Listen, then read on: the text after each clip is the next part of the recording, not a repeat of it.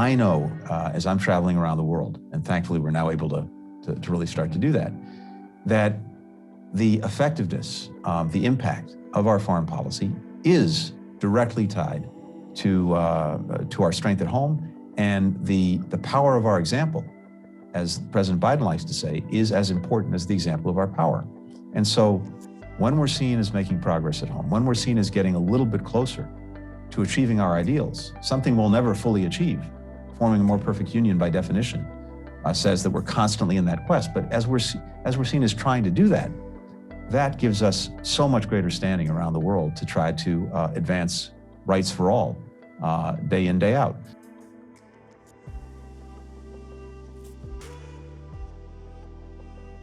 Equity must run through everything that we do. We must learn from our historical mistakes. Prior economic transformations in the United States have not brought everyone along. By doing it different this time, we will enhance our economic competitiveness. We know that by prioritizing racial and gender equity, we can reduce the yawning gaps in wealth and opportunity and unleash stronger growth.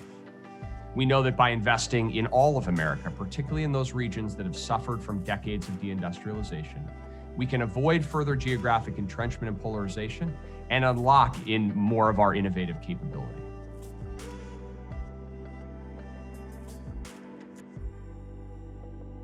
The model was around how do we create sort of a clearinghouse of information that brings the institution of the Wikimedia Foundation with the editing community in order to be able to identify threats early on through conversations with government, of course, as well as other platform operators to understand sort of what the landscape looks like. It's important to understand that in the disinformation space, people don't view individual platforms, they view the whole space as a domain in which individual platforms play off of each other. So Wikipedia was often used, or would attempt to be used, as a reference source that could then be shared in other spaces to buttress arguments. And those spaces were often not like Facebooks of the world. They would be instead the 4chans of the world or the Reddits of the world in which people were having conversations. And so just a different sort of function of the disinformation landscape.